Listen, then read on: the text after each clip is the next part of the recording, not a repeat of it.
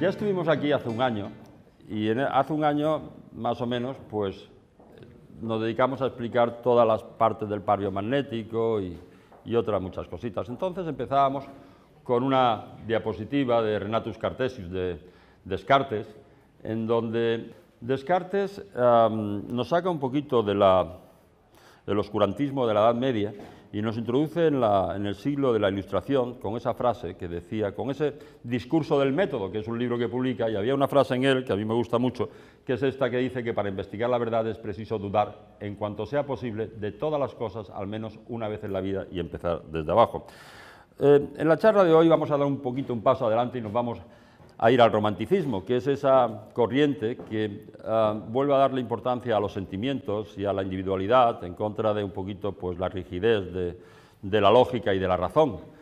Y he traído a dos representantes de la escuela del romanticismo muy diferentes. Uno es Joseph Joubert, que era un profesor de literatura en un instituto de París, escribía cuando terminaba sus clases y durante la vida no publicó nada. Hasta después de muerto no se publican todos sus pensamientos. Y entonces se descubre que era una persona pues, que tuvo una gran influencia en los años posteriores y además muy válida. Una de las frases que nos decía nada hace a los espíritus tan imprudentes y tan vanos como la ignorancia del tiempo pasado y el desprecio de los libros antiguos. Y yo creo que para la primera parte de la charla que vamos a dar y que vais a ver ahora, creo que es una frase que nos viene muy bien. El otro era Goethe. Johann Wolfgang von Goethe. Este es completamente diferente. Este era hijo de un consejero real, fue un superdotado desde pequeño, trató casi todas las ciencias y muchas artes, y la verdad es que tuvo una fama enorme durante toda su vida. Y en la segunda parte de la charla sí me gustaría aplicar una frase de él, que me gusta mucho, que dice: no existe un arte nacional ni una ciencia nacional. El arte y la ciencia, como todos los sublimes bienes del espíritu, pertenecen al mundo entero y solo pueden prosperar con el libre influjo mutuo de todos los contemporáneos, respetando siempre todo aquello que el pasado nos legó. Bueno, en esta charla, como os comentaba más o menos antes, vamos a tener dos partes muy claras. Una en que vamos a intentar explicar qué es y cómo se produce la enfermedad, es decir, qué es lo que tenemos que tratar y en qué consiste. Y una segunda parte en que intentaremos explicar cómo se descubre el pario magnético y después cómo actúa el pario magnético, para comprender un poquitín cómo puede tratar muchas de las enfermedades que nos afectan. Pero si no entendemos un poquito cómo se producen las enfermedades y en qué consisten, difícilmente vamos a entender la aplicación que tiene el pario magnético, según nosotros. Me vais a perdonar que haga una pequeña introducción en qué ha sido la enfermedad. La enfermedad ha acompañado al hombre desde el principio de los tiempos. Y desde el principio de los tiempos se ha preocupado un poquito por cómo se producía y qué podía hacer para remediarla. Al principio la enfermedad, de luego, era algo mágico, era un castigo divino, eran gente muy poderosa, o estaba el mal del ojo, o estaba el susto, pero sobre todo se atribuía a posesiones y a, bueno, pues que los dioses se enojaban con nosotros porque le habíamos faltado y nos mandaban esto. De una manera u otra siempre eran entes muy poderosos, era el brujo, era el rey, era esta divinidad, era esto otro, los que nos mandaban estas enfermedades que nos afligían. Era algo sobrenatural, pero sobre todo muy poderoso. Y había una medicina en los pueblos primitivos que estaba basado en lo mismo, en esas creencias mágico-religiosas, y hacía falta bueno, pues ver cuál era el dios enojado, qué es lo que se había hecho y qué penitencia había que hacer para que este dios a uno le perdonara, aparte de un montón de ritos también mágicos, aparte de muchas plantas y muchas otras cosas que utilizaban. Pero bueno, esto es algo común a todos los pueblos, tanto aquí como en otras partes del mundo, tanto en Europa como en otras partes del mundo, el que la enfermedad se le atribuía a influjos del más allá. Y esto es así hasta el año 400 más o menos antes de Cristo, en donde aparece Hipócrates de Cos. Hipócrates de Cos era hijo de médico, abuelo de médico, y la verdad es que creó una escuela, la escuela hipocrática. Entonces, en aquella época en Grecia había dos escuelas, la escuela del Nido y la escuela de Cos, La escuela de Nido se encargaba más del tema del diagnóstico de las enfermedades, mientras que la escuela de Cos se trataba más del tratamiento y del pronóstico de las enfermedades. La verdad es que tuvo muchos mejores resultados, ahora veremos qué tipo de medicina hacía, y es la que perduró, la que se apoderó un poquito de esto, y realmente se le considera a Hipócrates el padre de la medicina y sobre todo el padre de la medicina científica, porque, en fin, era muy crítico en todas las observaciones que hacía. De joven viajó, él ya digo que venía de una familia de médicos, de joven viajó bastante por otros países que había al lado y entonces empezó a ver cómo ciertos hábitos, costumbres, alimentos favorecían un tipo de enfermedad u otro tipo de enfermedad. Y es el primero que además separa la medicina de la religión. Nos dice que las enfermedades no tienen una causa mística, sino que son hábitos, son nosas que nos atacan y sobre todo que alteran la composición interna de nuestro cuerpo. Él dice que estamos compuestos por 4 humores, la bilis amarilla, la bilis negra, la flema y la sangre, y que es la disarmonía, y esto es importante, de estos 4 humores, de esta composición interna la que de alguna manera nos produce la enfermedad y nos produce todos los signos y todos los síntomas. Tuvo 2 hijos médicos y tuvo una hija que se casó y su abuelo también fue médico y que se encargaron de perdurar o de que la escuela hipocrática fuera más, sobre todo Publio, que era su nuero, el que más insistió un poquito en esto. Nos dejó reflexiones maravillosas, es decir, nos decía, entre otras cosas, por ejemplo, que si no puedes curar, si no puedes hacer el bien, por lo menos no hagas daño. El primum non nocere, pero es algo que se nos ha olvidado actualmente, ¿eh? Se nos ha olvidado completamente. Qué importante era. Asoció muchas enfermedades a hábitos alimenticios, a costumbres y a formas de vida. Y otra de las frases que nos dejó maravillosa es esa que dice que la comida sea tu alimento y el alimento tu mejor medicina. La medicina de Hipócrates era una preciosidad. Era una medicina un poco pasiva. Ellos consideraban que el médico, o sea, que el cuerpo tenía intrínsecamente los factores por los cuales podía curarse, igual que se curaba una herida por fuera, pues igual pasaba con muchas enfermedades. Y entonces era una medicina que se limitaba a tener al paciente bien abrigado, limpio, bien cuidado. Realmente, pues la bebida hipocrática era vino caliente y miel, con lo cual le daban al paciente energía y además le daban algo que lo dejaba un poquito con una vasodilatación general, con un sopor que le hacía entrar en estadio parasimpático, que ya veremos que es un poquito, todas las enfermedades se curan en ese estadio.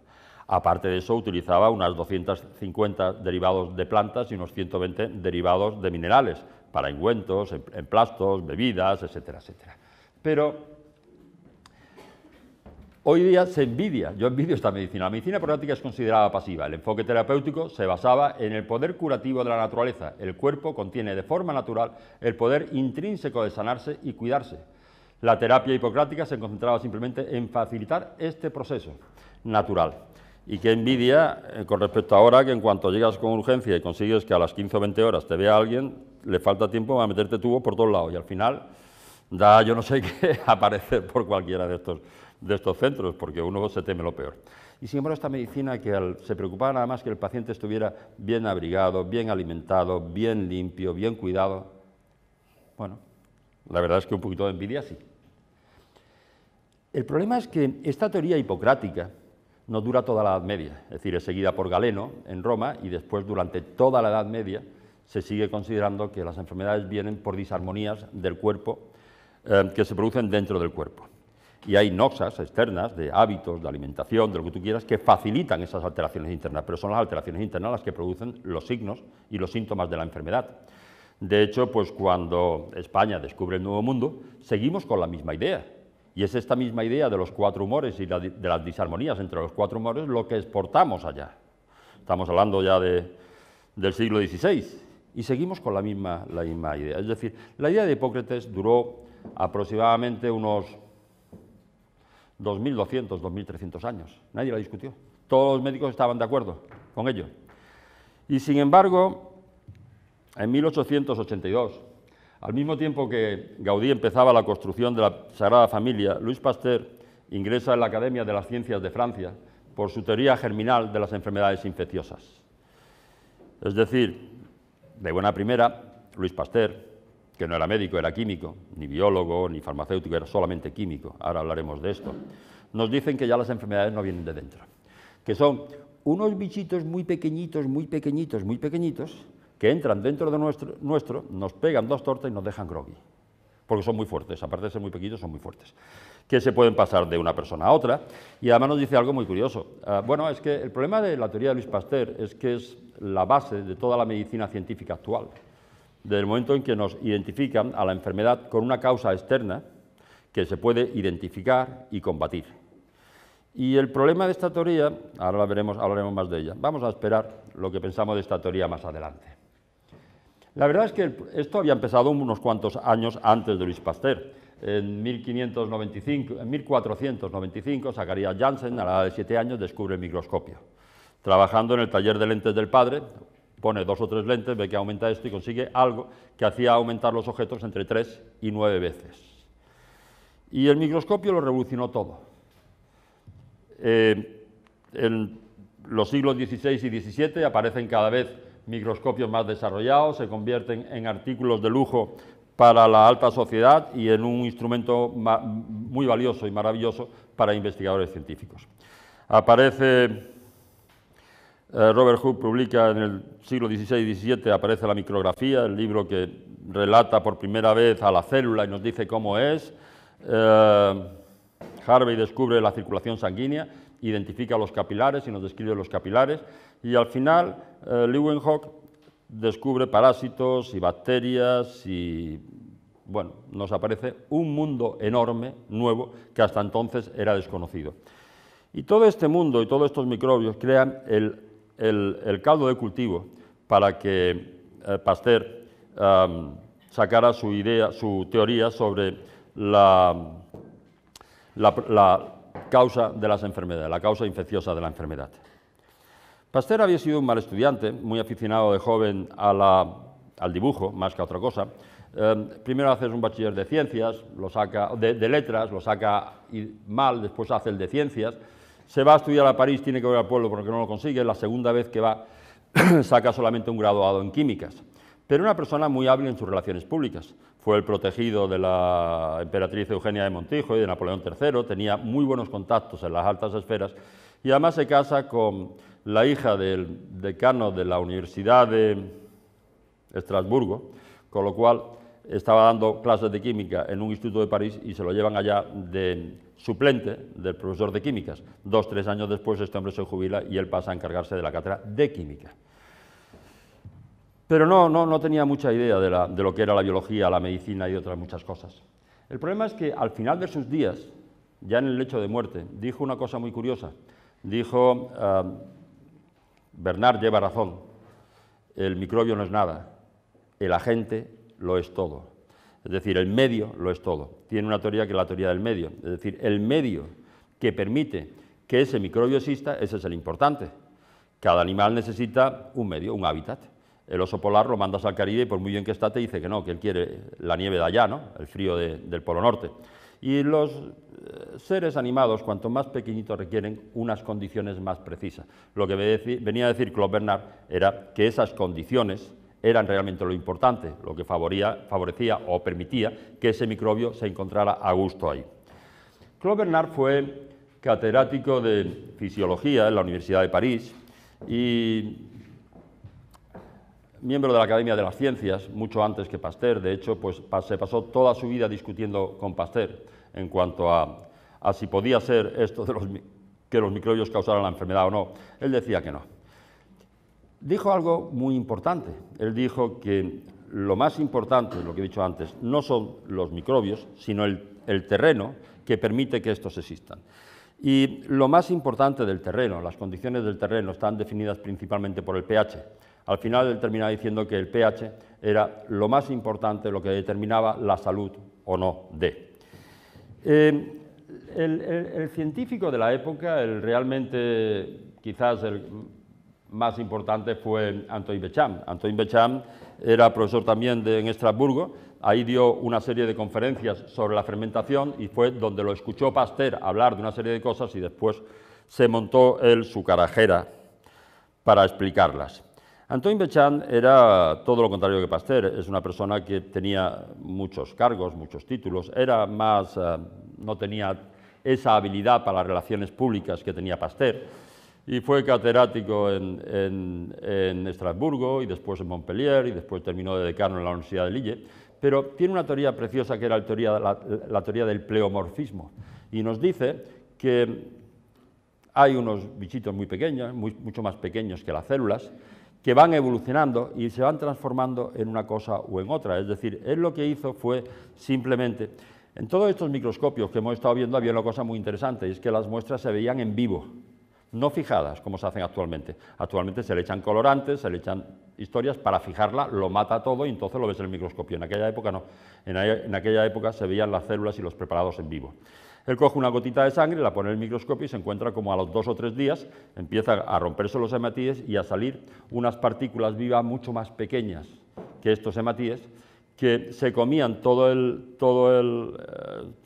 campo, toda la materia orgánica que había allí, la destruía cuando iba envejeciendo, y que después ellas se iban modificando en formas más complejas, ahora las veremos, y al final también, cuando ya se había acabado todo lo que tenían que metabolizar, se destruían y volvían a formarse los pequeños partículas que él denominó microcimes.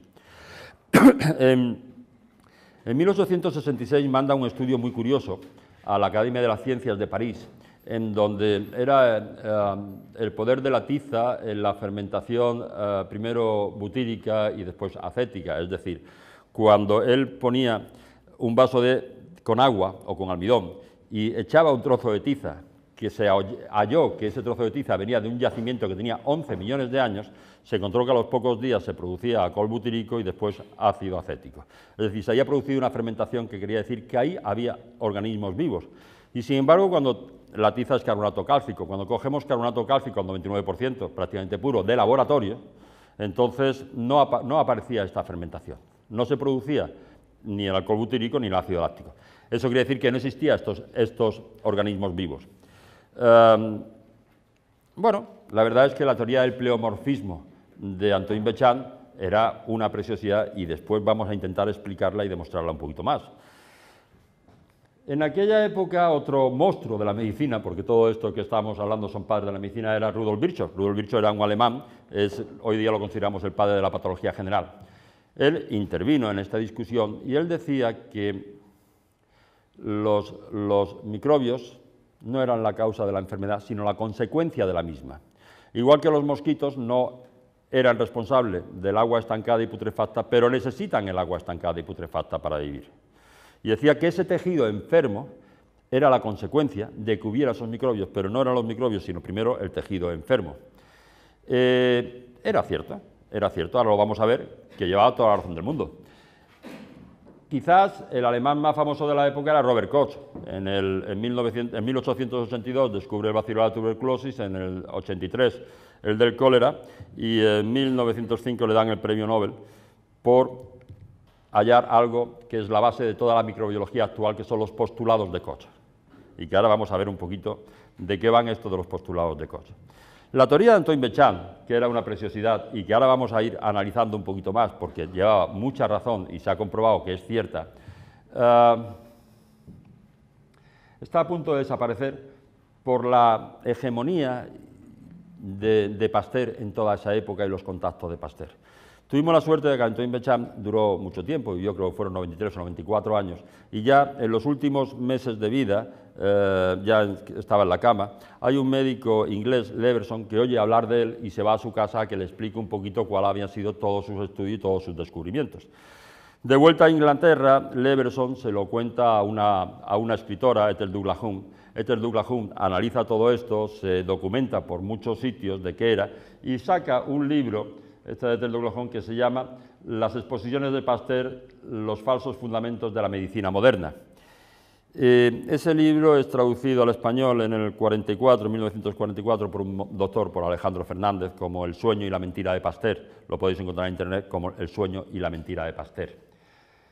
El problema es que en aquella época todos los investigadores no tenían magnetófono, no tenían ordenador, no tenían disco duro, y entonces todos sus experimentos siempre lo iban apuntando a mano, tenían una cosa que eran los libros de laboratorio, las notas de laboratorio, y todos ellos tenían sus notas de laboratorio.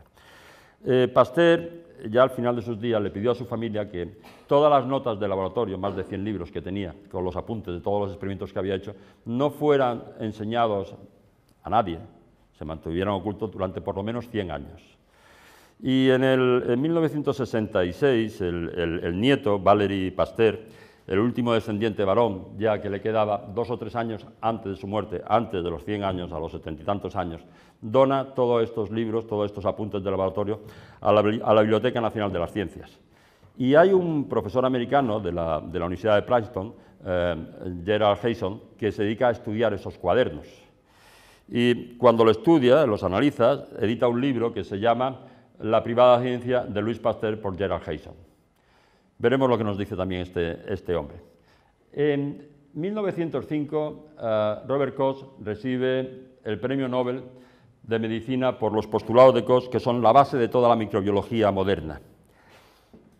Un año antes de su muerte, en 1909, la prestigiosa revista Lancet saca un editorial que dice: los postulados de Koch se cumplen raramente o nunca. Y el problema es que es cierto. El primer postulado de Koch dice que la bacteria patógena debe aislarse siempre de animales enfermos y nunca de animales sanos. Y él mismo tuvo que rectificar. El mismo Robert Koch se vio obligado a renunciar a la segunda parte del primer enunciado al comprobarse la alta incidencia de individuos portadores asintomáticos. Lo que más hay en todas las enfermedades hoy día son que se encuentra que personas sanas tienen esos mismos microbios que las personas enfermas. Ahora vamos a ver un poquito después el porqué. El segundo postulado de Koch decía que cuando un animal está enfermo, las bacterias deben aislarse en cultivo puro. No existen los cultivos puros de bacterias. Vamos a analizarlos después. El tercer postulado nos decía si la bacteria se inocula a otro individuo debe reproducirse la misma enfermedad. Rudolf Virchow comprobó que tampoco se cumplía el tercer postulado, por lo que se cambió el término la misma enfermedad por el de síntomas parecidos. Y el cuarto postulado era también que la bacteria debe aislarse nuevamente en cultivo puro, y tampoco existen los cultivos puros. Es decir, los postulados de Koch no son ciertos, pero en ellos se ha basado toda la microbiología actual. En el año 1995, la UNESCO lo declara como el año de Pasteur para conmemorar el nacimiento de este gran investigador. Y en el mismo año, el New York Times sacaba un editorial que decía las falsedades de Pasteur. Y después nos decía, en el mundo de los doctores, una revisión histórica demuestra que Pasteur fue un farsante que robó las ideas de un rival. Eso se basa en el libro este que os comentaba antes de la privada ciencia de Louis Pasteur, de Gerald Hayson, de la Universidad de Princeton. Es basado en el examen de Pasteur de los 102 cuadernos de laboratorio de Pasteur. Y ahí nos dice, tras una minuciosa lectura de las notas del químico biólogo, se puede comprobar que Pasteur había mentido con respecto a su investigación, que robó las ideas de Antoine Béchamp y que cometió varios fraudes. Pasteur no hubiera sido aprobado con los comités de ética actuales. Y en la reunión anual de la Asociación Americana para el Avance de las Ciencias en Boston, Gerald Hayson nos dice: Pasteur plagió, malinterpretó, tergiversó y manipuló las ideas de su maestro Antoine Béchamp, hasta tal punto que la historia de la medicina ha ido por un camino radicalmente opuesto al que debió seguir, con gravísimas consecuencias para la salud de la gente. Los diarios de Pasteur demuestran que arregló sus experimentos para que coincidieran con las ideas que quería demostrar, ideas erróneas y fraudulentas, que a pesar de todo continúan vigentes en los libros de texto y defendidas, a lo que veo, por asesores internacionales. Esto es muy fuerte, porque realmente, si es correcta la idea de Pasteur y hay cientos de microorganismos que nos pueden hacer daño, habrá que desarrollar cientos de fármacos para luchar contra estos microorganismos, y cientos de vacunas y cientos de todo. Y es toda la base de la medicina actual. Y si las ideas de Béchamp fueran las ciertas, entonces no había que pelearse contra los microbios. Habría que restituir la homeostasis interna, el medio interno, ponerte un poquito más fuerte, ponerte bien, para que tu cuerpo pudiera superar esta enfermedad, que no dependería de estos agentes externos, de estos microbios. Es decir, la diferencia entre una cosa era muy importante, era muy fuerte.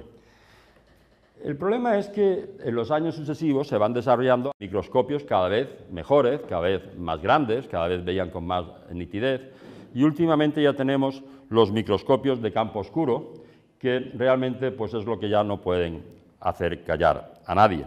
Es decir, en los próximos años pasaron muchas cosas. Raymond Rife, en los años 20, desarrolla un microscopio especial para ver virus, se encuentra con esas mismas partículas y les llama partículas polimórficas, que podían tener diferentes formas.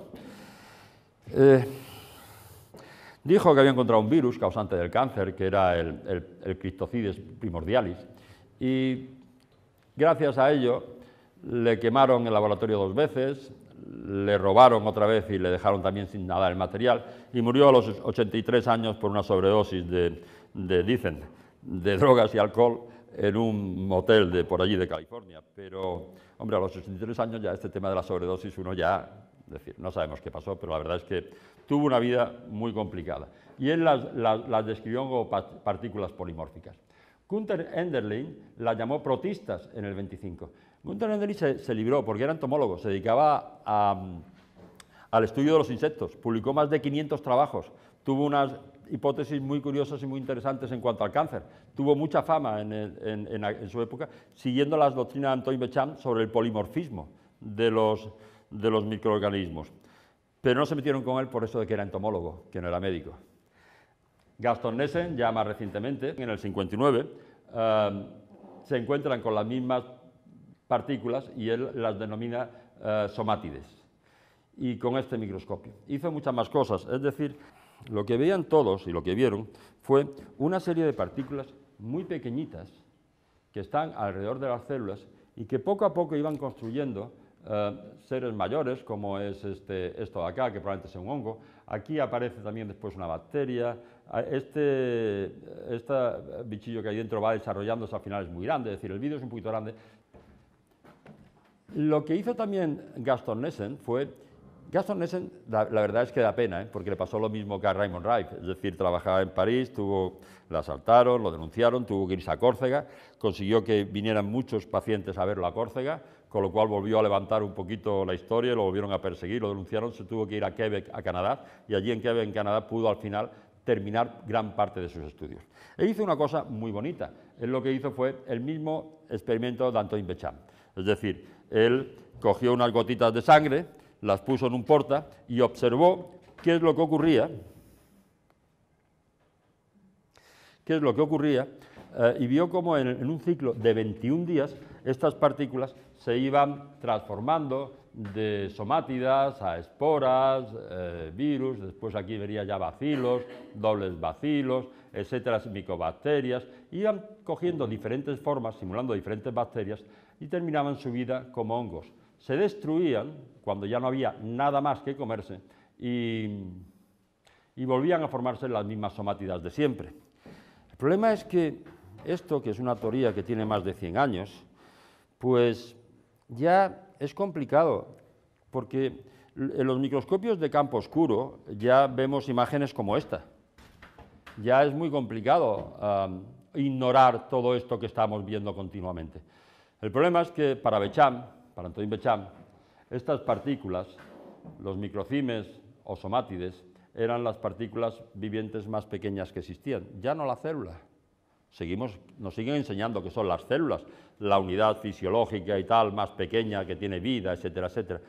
Yo hay una persona que la quiero mucho, que me gusta mucho, que es Ángel Escudero.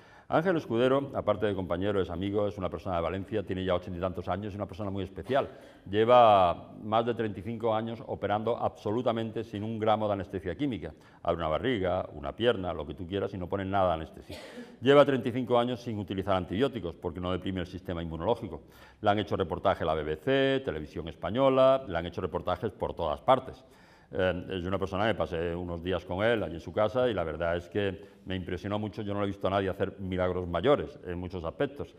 Y me resulta muy curioso cuando me meto y veo que ya tendrá ya 86 años, 87 años, se mantiene, que es una maravilla. Y sigue el tío investigando y sigue el tío viendo cosas y me encuentro que también a sus 86 años se ha comprado un microscopio de campo oscuro, Él al fin y al cabo se sorprende y lo que viene a decir es que esto se descubre desde hace, o sea, se conoce desde hace más de 120 años y sin embargo él se entera ahora del microscopio del campo oscuro y se entera de que hay muchas cosas nuevas que él no sabía que existían y que se ven.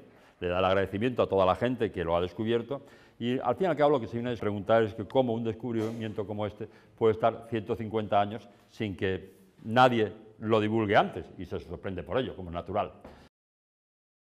La verdad es que hoy día sabemos que, y veremos más de esto, que Bechamp, Bernard, Virchow, Enderlein, Raymond Wright, Nessen, todos sabemos que los organismos pleomórficos cambian de virus a bacterias y luego culminan su proceso como hongos.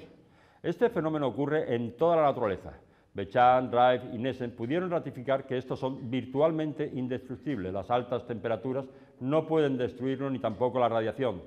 Los endobiontes, microcimes, etcétera, somátidas, siempre están presentes y no pueden ser removidos de la célula. Los síntomas de una enfermedad dependen del estadio de su desarrollo. Las fases más primitivas viven en un pH fuertemente alcalino.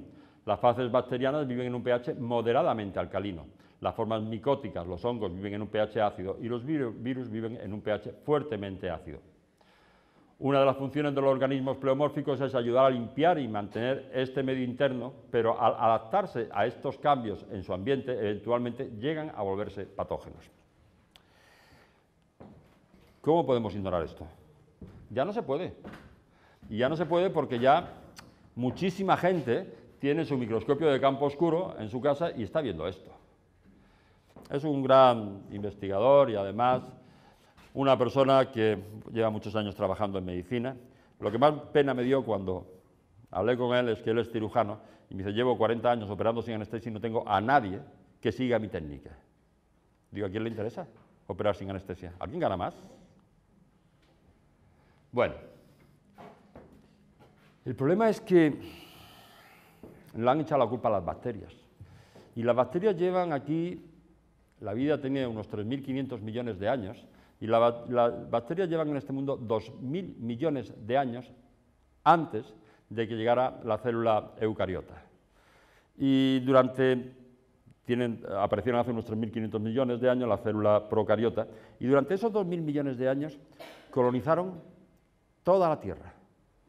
Dicen que el hombre se ha adaptado a vivir en todas las condiciones, hay alguien que no supera, las bacterias. Los encuentras en todas partes, en aguas sulfurosas y en los medios más inhóspitos. Dicen que conocemos algo de ella, lo único que sabemos de ella es que la vida se produce gracias a ella, que gracias a ella las plantas pueden absorber todos los nutrientes que necesitan para dar los frutos y que gracias a ella vivimos nosotros. Algunos datos pequeños sobre las bacterias, que podríamos después, lo que queráis, analizamos, porque dicen que sabemos mucho sobre ellas y no sabemos nada. Se considera que se conocen menos del 1% de las bacterias que existen en el planeta y en nuestro organismo. Solo en el tracto digestivo existen más de 10 millones de bacterias diferentes. ¿Alguien cree que un microbiólogo puede ver 10 millones de bacterias y conocerlas? Es imposible. Existe 1 millón de bacterias en cada mililitro de agua y 40 a 100 millones en cada centímetro cúbico de tierra. Su biomasa es superior a la masa vegetal de todo el planeta. Pesan más las bacterias que hay en el planeta que toda la vegetación que hay en el planeta. El Lange es el libro de microbiología que estudiamos en la universidad. Y él nos dice, se calcula que actualmente es posible identificar menos del 10% de los microorganismos patógenos que provocan enfermedades, pensando que estos organismos pudieran producir enfermedades. En cada centímetro cuadrado de nuestra piel existen unas 10.000 bacterias, pero a nivel del folículo piloso, donde nace el pelo, en la dermis, existe 1 millón de bacterias por centímetro cuadrado. En el cuerpo humano existen 100 billones de células y 1.000 billones de bacterias. Hay 10 bacterias por cada célula. Y cada una de esas bacterias crean el entorno apropiado para que la célula eucariota se desarrolle. Y podemos vivir gracias a ello. Se dice que transportamos más lo que no somos que lo que somos. Es cierto. Pero esto, fijaros que es importante. 2 cepas bacterianas se consideran que pertenecen a la misma especie cuando su ADN total se asemeja en un porcentaje mayor del 70%. ¿Qué quiere decir que el ADN de una bacteria y otra bacteria se parezcan en un 70%? Si nosotros tenemos un 98 y pico % de nuestro ADN es igual al del simio y tenemos pequeñas diferencias con ellos. No quiere decir nada, absolutamente nada. ¿Qué se sabe de las bacterias? ¿Que son redondas? ¿Que tienen un pelo? ¿Que son alargadas? ¿Que si le echo una gotita de esto huye y si le echo una gotita de este otro medio vienen? Esto es como decir que todos los chinos son iguales, todos los negros son iguales o todo... No sabemos muy poquito de las bacterias. Por no hablar de los virus, se calcula que existen de 5 a 25 virus por cada bacteria. Los científicos estiman que existen al menos 320.000 virus por descubrir. La ONU dice que conocemos 3.000, de los otros 317.000 no sabemos nada. Hay un profesor de evolución humana de la Universidad Complutense de Madrid, Máximo Sandín, que dice una frase que me gusta mucho. Dice, la guerra permanente contra los entes biológicos que han construido, regulan y mantienen la vida en nuestro planeta es el síntoma más grave de una civilización que camina hacia su autodestrucción. Es cierto. Pasteur, químico, no médico, no biólogo, se enfrenta a todos los científicos de la época, a todos, y consigue sacar adelante la teoría germinal de las enfermedades infecciosas. Y consigue sacar una vacuna para el antras, en los carneros, en los que la prueba en Francia y tiene éxito, después se la compran en Hungría y en Hungría falla completamente. Y Robert Koch lo denuncia por mala praxis y dice que ese experimento estaba adulterado y que había inactivado a estas bacterias. La verdad es que él tuvo que reconocer posteriormente que sí, que lo habían inactivado con bicromato potásico y por eso los carneros que habían sido vacunados no habían contraído la enfermedad, mientras que el otro sí. Koch lo retó a que hiciera la misma demostración en suelo alemán y Pasteur, como es natural, no acudió. Pero se enfrenta a todos los científicos de la época. Todos opinan que es imposible que unos bichitos tan pequeñitos vengan así y te tumben. Y sin embargo su teoría sale adelante. ¿Por qué? Está claro que le interesaba enormemente a la industria farmacéutica. Enormemente.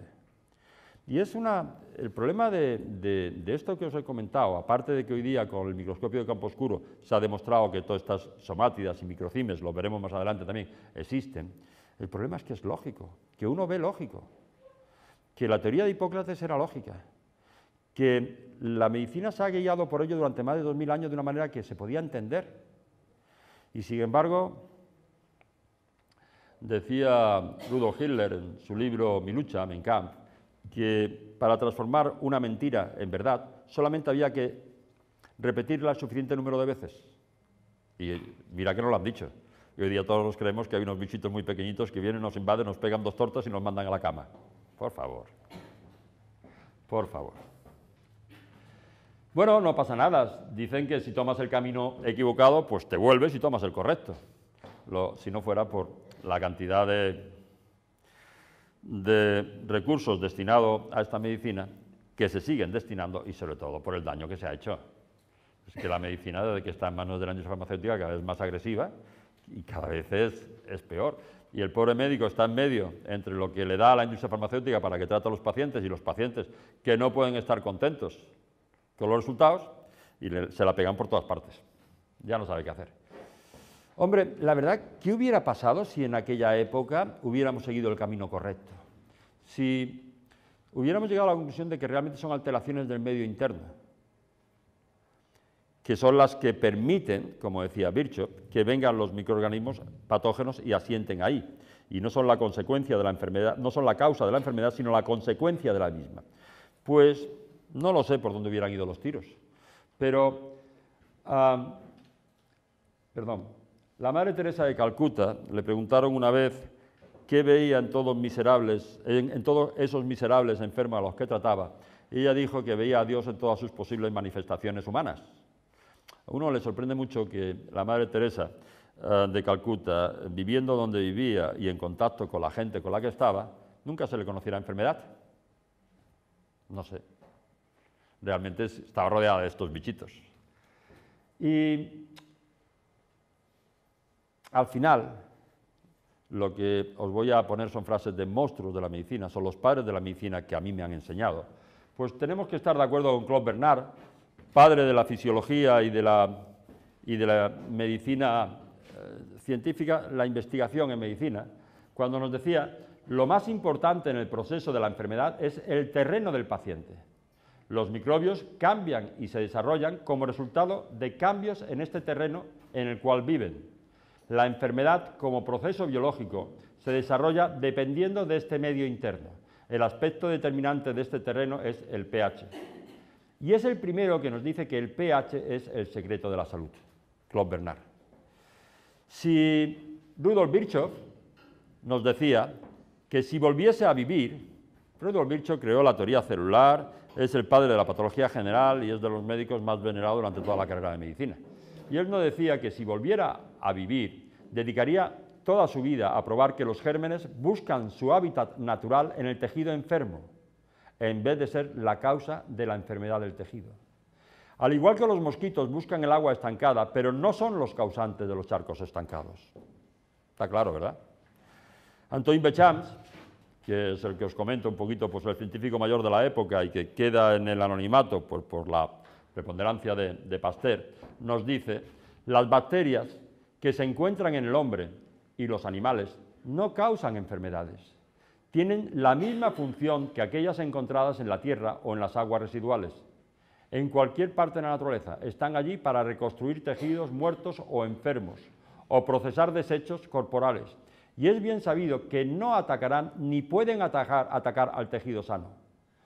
Los tejidos del cuerpo están sanos cuando reciben los nutrientes apropiados. Y el enorme problema que tiene esto es que es lógico. Aparte de que se pueda demostrar hoy día con el microscopio de campo oscuro, aparte de que podéis profundizar, y os animo, no me creáis, simplemente yo pretendo despertar un poquito de curiosidad para que indaguéis. Sabéis que hoy día tenemos una prensa libre que es Internet, y punto. Está todo ahí. Indagar. Pero si esto es cierto, qué trastada, ¿no? Qué trastada la medicina que nos practican. Bueno, tenía que empezar por el origen de la enfermedad y por ver cómo se produce, porque ahora comprenderemos un poquito más cómo puede actuar el pareo magnético. Y a lo mejor, pues, las ideas que os he transmitido son un poquito diferentes a las que nos dicen los estamentos oficiales, la industria farmacéutica y todo el mundo que nos quiere contar lo que ellos quieran. En los años 60 empieza la carrera espacial en excursiones cada vez más prolongadas de tiempo. Y en los 70 ya empiezan a preparar el viaje del Apolo a la Luna y los astronautas tienen unos controles muy exhaustivos cuando van a presentarse para optar a esa plaza de astronauta y sobre todo tienen unos controles exactamente igual de exhaustivos cuando vuelven del espacio. Se estila entonces en aquella época esto de la cuarentena, entonces lo metían en el hospital y empezaban a ver todo cómo venían. La verdad es que Nakawaka en el 58 ya nos habla del síndrome de deficiencia del campo magnético. Richard Feynman, premio Nobel en el 65, nos dice: ahora nos damos cuenta de que el fenómeno de las interacciones bioquímicas y finalmente la vida misma tiene que ser entendida en términos de electromagnetismo. Afortunadamente nosotros no lo hemos desarrollado en el 78 y entonces la FDA, la Food and Drug Administration americana, que está financiada en un 80% por la propia industria farmacéutica, reconoce oficialmente que la aplicación de energía magnética no tiene ningún riesgo para la salud y acepta la utilización de esta con fines terapéuticos. Bueno, vale. La NASA comprobaría más adelante que al abandonar los astronautas el campo magnético de la Tierra padecían la denominada enfermedad espacial, caracterizada por el desarrollo de osteoporosis, deficiencias en el sistema inmune, etcétera, etcétera. Y una de las cosas con las que se encuentran es que la mayoría de los astronautas venían con el pie derecho más corto que el izquierdo.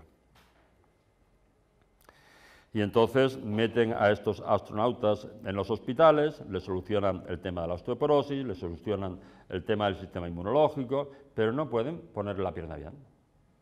Y entonces la NASA contrata a un físico, a Richard Brennimeyer, para que viera a ver qué pasaba con esto y si podía solucionar este tema del acortamiento del miembro.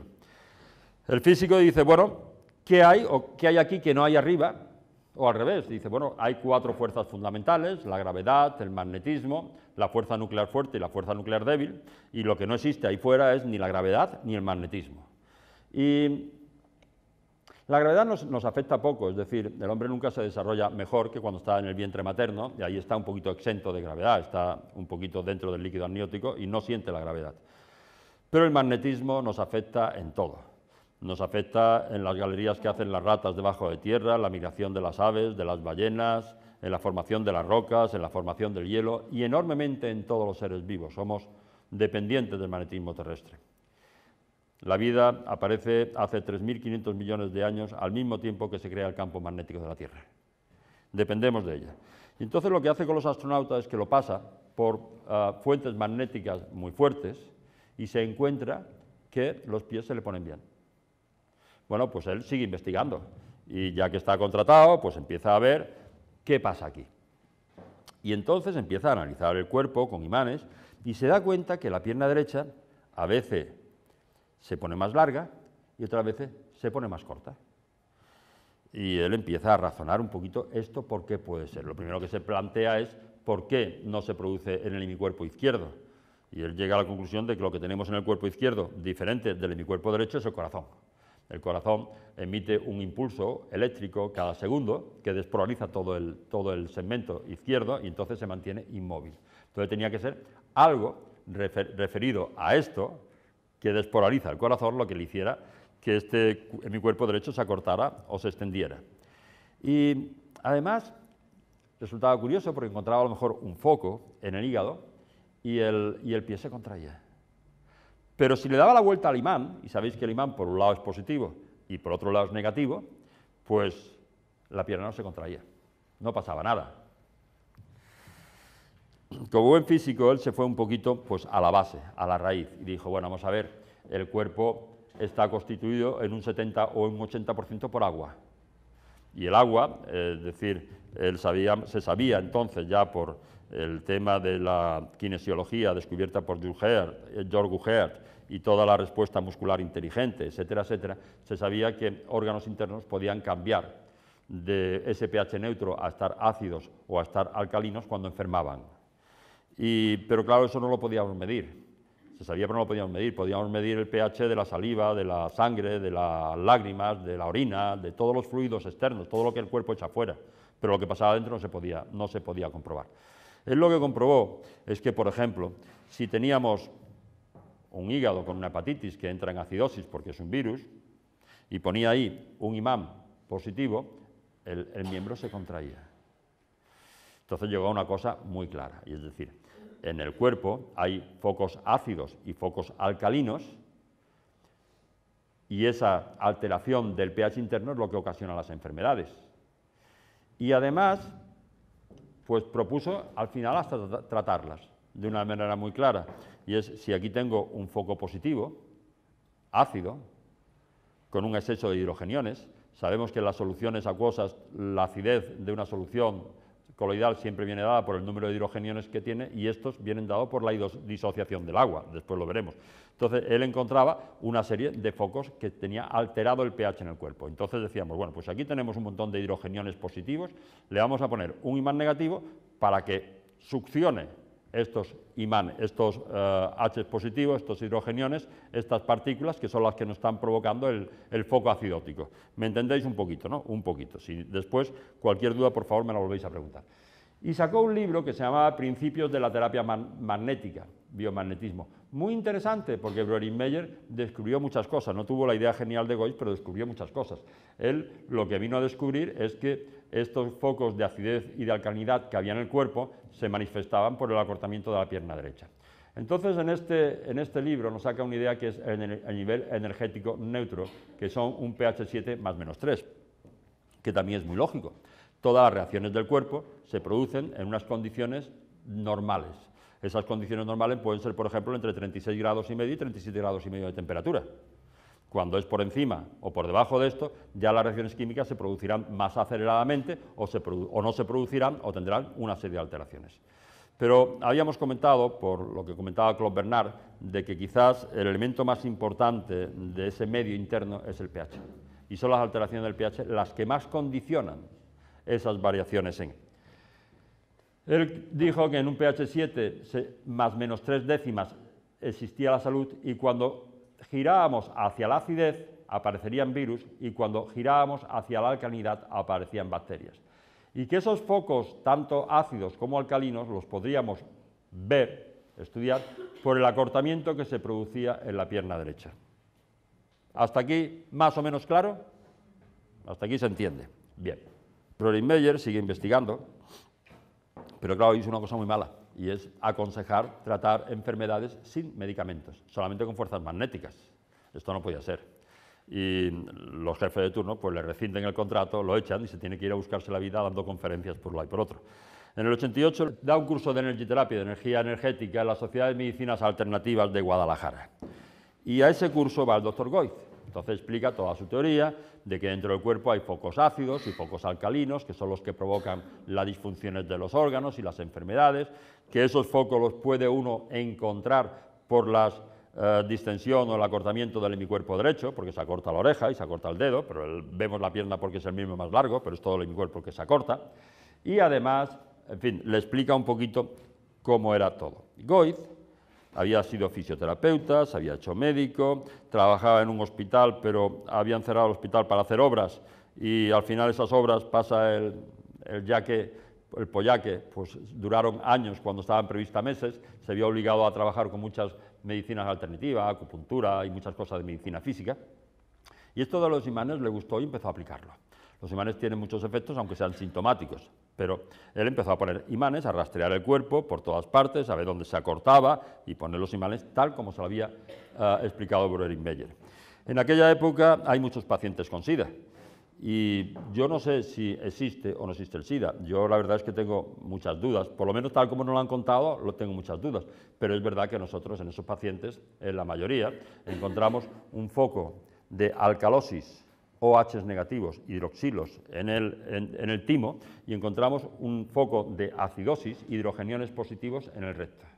Entonces, cuando venía un paciente de SIDA, él decía, bueno, pues si aquí tengo un foco de OH negativos, voy a poner un imán positivo para que succione esos hidroxilos que se encuentran ahí. Y en el recto, si tengo un exceso de hidrogeniones positivos, pues voy a poner un imán negativo para que atraiga a estos iones positivos e intentar sacarlos del cuerpo. Pero los pacientes iban regular. Y dice que un día paseaba cerca de la Basílica de la Virgen de Guadalupe. Sabéis que los mexicanos le tienen una devoción muy especial, muy especial a esta Virgen. Aquí es bueno, comparable a la que le tenemos a la Macarena o a la Esperanza de Triana, pero muy fuerte. Y él dice que un día paseando por allí, iba para la consulta y le estaba esperando un paciente que era el marido de una ATS que llevaba tratándolo tiempo, que cada vez iba peor, y era un SIDA y estaba ya pues terminado. Y él ya no sabía qué hacer con este paciente. Y entonces él se quedó pensando por allí y dice, bueno, vamos a ver, si tengo aquí un foco de OH negativos y atrás un foco de hidrogeniones positivos, ¿qué pasa si yo le pongo aquí un imán negativo que repela esos hidroxilos con carga negativa? ¿Y qué pasa si en el recto, que hasta ahora ponía un imán negativo para que atrajera las cargas positivas, pongo un imán positivo para que repela esas cargas? Lo que pasó es que en muy poco tiempo, en 10 o 15 minutos, se comprobó que ya estos imanes no testaban acortamientos ni elongaciones del hemicuerpo derecho, ya no pasaba nada. Ahora veremos el porqué. Y lo segundo que pasó es que el paciente a la semana vino muchísimo mejor. Y a la otra semana vino mucho mejor. Y en 3 o 4 semanas se curó. Un paciente que estaba terminal. Ahora, entonces, ya lo veremos, empezó a tratar a más pacientes de SIDA con esto. Y evolucionaban igual, evolucionaban bien, evolucionaban muy bien. Y después, él había sido fisioterapeuta, había tratado a muchos pacientes con tuberculosis. Y entonces, pues veía a los pacientes de tuberculosis habitualmente, se encontraba un foco con una disfunción del pH en un hombro, ácido, y en el otro se lo encontraba alcalino, o sea, aquí era alcalino, aquí era ácido. Y dice que le llegó entonces un chiquito con un ganglión abscesificado, con un tuberculoma, un ganglión afectado por la tuberculosis, supurando, y dice que le puso los imanes igual que había hecho con el paciente de SIDA, es decir, lo contrario. Si aquí tenía un foco positivo con OH positivos, ponía un imán positivo, y si aquí tenía un foco con hidroxilos o OH negativos, ponía un imán negativo. Y dice que el paciente vino a la semana y esto estaba prácticamente cicatrizado. Y después se encontró con la rabia, y después poco a poco fue desarrollando los pares que identifican, pues alrededor de 300 pares que tenemos ahora que identifican prácticamente a casi todas las enfermedades que nos afectan. Él describe entonces el pario magnético como el conjunto de cargas que identifican una patología y que están constituidos por dos cargas principales de polaridad opuesta que se forman a expensas de la alteración fundamental del pH de los órganos que la soportan y que están en resonancia vibracional y energética, se retroalimentan. Y esa es la definición del pario magnético. ¿Qué quiere decir eso? Algo muy simple. Quiere decir que en el cuerpo, si tenemos un 70 o un 80% de agua y la acidez de una solución acuosa viene por la cantidad de hidrogeniones libres que tenemos en esa solución, y estos hidrogeniones vienen de la molécula de agua, pues tendremos los mismos hidrogeniones que hidroxilos. Y que si aquí tenemos una carga positiva de 35.525.000 hidrogeniones, quiere decir que aquí tenemos una carga negativa de 35.525.000 hidroxilos. Hay dos focos que han alterado el pH y que tienen la misma carga energética y se retroalimentan unos a otros. La verdad es que decía Nicolás Tesla que si quisiéramos entender el mundo que nos rodea, empezáramos a hablar de energía, frecuencia y vibración. Si realmente pensamos qué somos, no somos un saco de huesos, porque ni de órganos, ni de tejidos, ni de sistemas, ni de células, ni un montón de proteínas, hidratos de carbono, grasas, moléculas. Al final estamos compuestos por átomos. Y el átomo tiene un 99,99% del espacio vacío. Es decir, si el núcleo del átomo tuviera el tamaño de una pelota de baloncesto, el electrón estaría a 30 kilómetros. Y si pudiéramos hacer una fotografía de nuestro cuerpo cuando todo está parado, veríamos una nubecilla de energía muy ligera. Muy ligera. Es el movimiento de toda esa estructura lo que nos da la ilusión de masa y de forma y de todo. Es decir, que esta teoría era lógica. Era lógica. Los focos de acidez en el cuerpo, si tengo un hígado ácido por una hepatitis, me vienen porque tengo más hidrogeniones de la cuenta. Pero si aquí tengo más hidrogeniones de la cuenta, en algún otro sitio del cuerpo tendré hidroxilos, los que le han sobrado estos hidrogeniones. Y además, con una frecuencia vibracional y energética idénticas, perfectas. Y cuando los enfoco, cuando aquí estos los repelo y cuando aquí estos los repelo, y las fuerzas magnéticas creo que salen a una velocidad de 400 metros por minuto y nosotros tenemos los imanes puestos dependiendo de dónde esté el ecuador 10, 15, 20 minutos, al final se atraen cuando se encuentra un hidrogenión y un hidroxilo, ¿qué pasa? Se convierte en agua, se neutraliza el pH, se vuelve 7. Y los bichitos se van porque no tienen el terreno apropiado.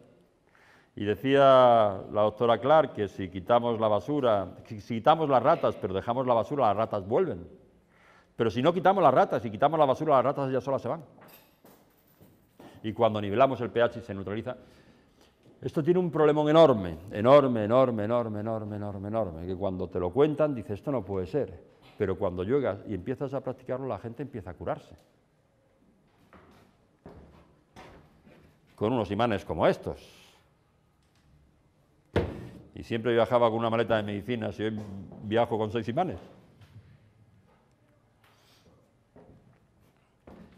¿Qué hace una persona cuando se encuentra con un descubrimiento como esto? Contárselo a todo el mundo. Primero se lo cuenta a la mujer y la mujer le dice, no se lo digas a nadie, que te corren, no se lo digas a nadie. Y él no se lo dice a nadie. Aguanta 3, 4, 5 años. Pero ya a los 4 o 5 años ya no puede, ya es que no te lo puedes callar, tienes que contarlo como sea. Y entonces va a su maestro al hospital y se ríen de él. Y va a la autoridad competente y también lo manda para casa y se ríe de él. Y protesta tanto y le manda una carta al presidente de la República que le cierra la consulta y al final para abrirla él tiene que firmar un documento donde se compromete pues, a no difundir, a no seguir, en fin, una serie de historias sobre el biomagnetismo. No sabe a quién acudir. En esa época pasa una cosa muy graciosa y es que la Fundación Rockefeller saca un premio de $1 millón al que fuera capaz de encontrar una forma fácil de diagnosticar enfermedades venéreas que estaban creciendo más de la cuenta. Y él se va allí a la Sexta Avenida de Nueva York, al número 66, y presenta su su estudio, paga $10.000, dice, y lo seleccionan. Y lo invitan a ir a la OMS, a Suiza, a exponer su descubrimiento delante de, creo que fueron 20 laboratorios o algo por el estilo. Y cuando termina su exposición le dice que maravilloso, pero que no puede ser, porque la medicina tiene que costar dinero, y si no cuesta, no sirve. Bueno, la verdad es que fue mendigando por hospitales y por todas partes para que probaran su sistema, para que vieran si realmente eso era cierto, y la gente se curaba, a ver qué coño pasaba. Lo único que consiguió fue un compañero de Marbella, Ilú, que le prestara la clínica, una clínica muy bonita que tiene allí en Puerto Banús, para demostrar esto. Y se invitó a 2 laboratorios para que hicieran el chequeo de los pacientes antes y después de tratarlos. Cuando llegó el día en cuestión se presentaron 250 pacientes y no se presentaron los laboratorios. Entonces, Ilú trabajaba, es un gran experto en el microscopio de campo oscuro, y lo único que hizo fue hacerle pruebas a los pacientes antes y después. Es un estudio muy bonito que está en internet, que dura, creo que son 55 minutos, y esto que os traigo aquí es un resumen de 5 minutos, solo. Un pequeño pinchazo en el dedo meñique.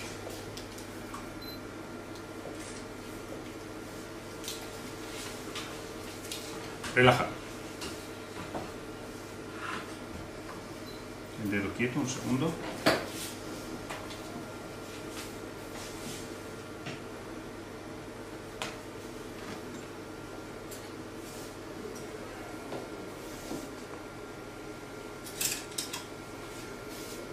Y un test de coagulación, que lo dejamos secar, tarda unos 10 minutos.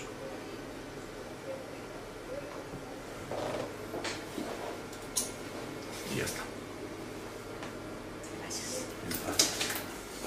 Lo primero que vemos en la sangre de Ana sobresale el hecho de que tiene mala circulación, los glóbulos rojos están totalmente apelotonados.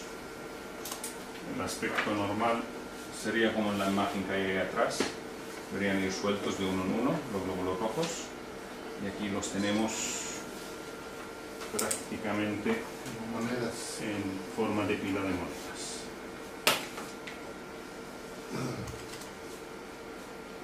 Por naturaleza los glóbulos rojos se repelen entre sí porque las membranas tienen una carga eléctrica negativa, y lo que está pasando es que esta sangre ha perdido esa carga eléctrica.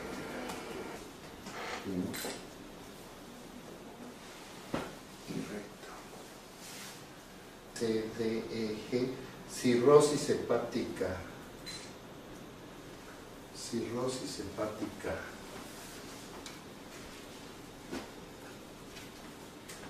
Deténgame aquí con su otra mano.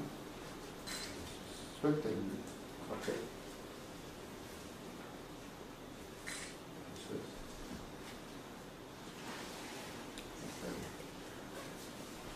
Y venía con un diagnóstico de hepatitis. Cirrosis. Es cirrosis. Absceso hepático mediano, perihepático, posthepático, gluto ilíaco, interiliaco, riñón,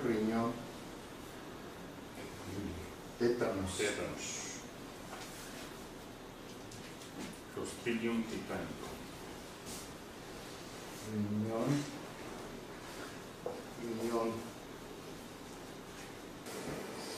Me siento nueva.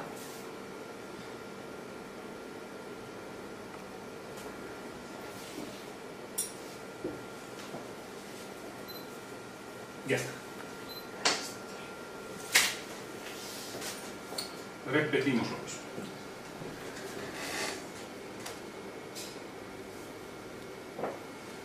Yo sin mirar ya sé lo que voy a ver, porque ha pasado igual siempre. Espero que no me decepcione. No.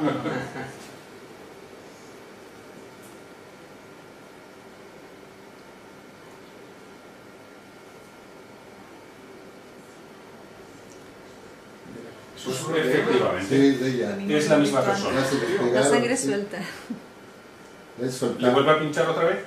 Impresionante. Fantástico. Su opinión ahora mismo después de esto que está pasando.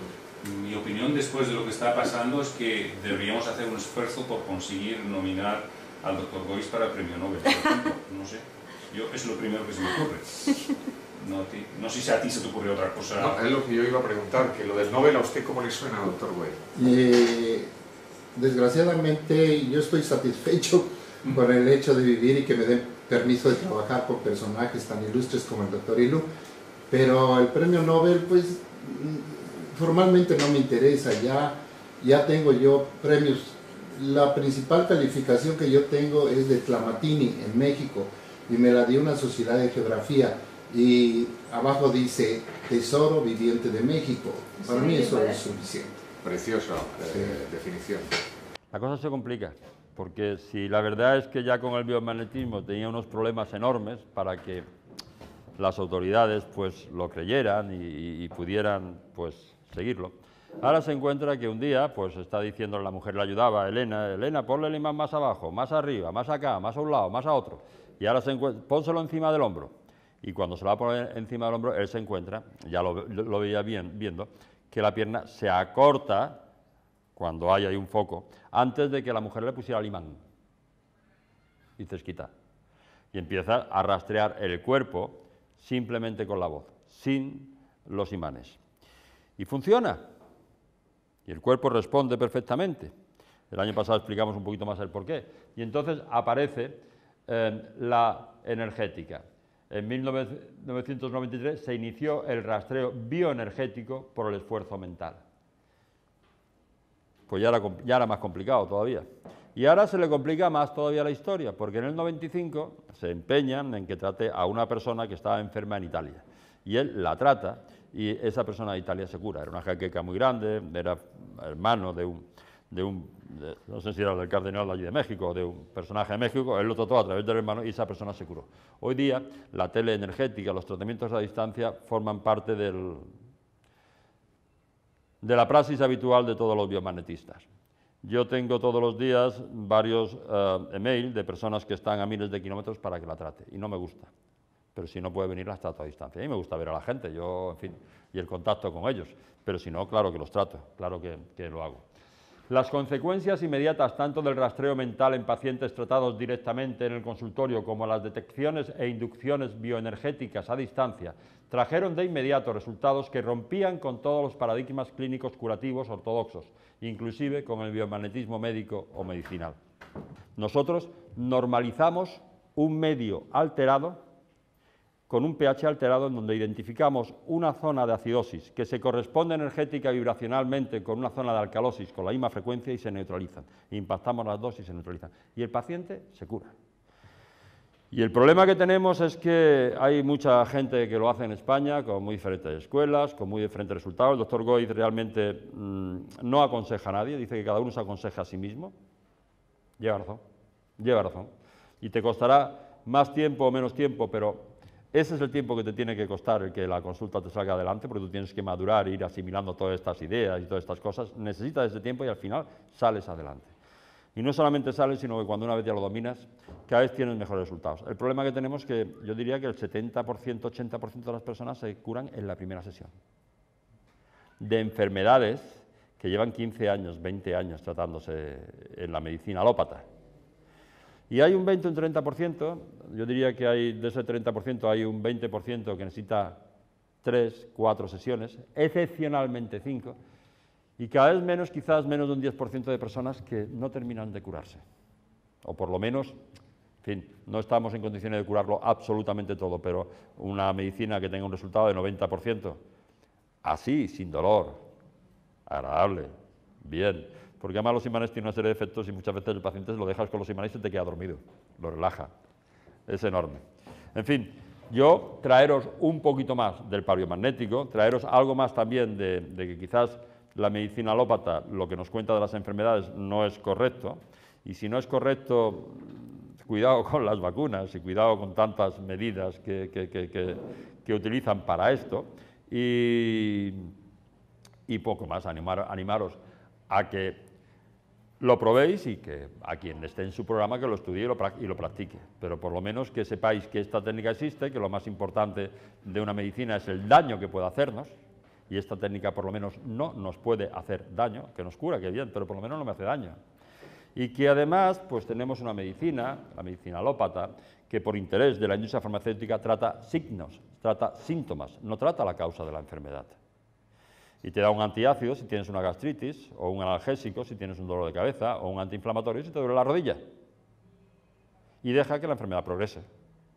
Porque para la industria farmacéutica actual, tú eres negocio cuando caes enfermo y dejas de ser negocio el día que dejas de estar enfermo. Animaros a que lo probéis y los que piensen que están en su programa, que lo estudien, que es fácil y se van a alegrar siempre. Daros las gracias por venir y, bueno, os espero, ya habrá más ocasiones.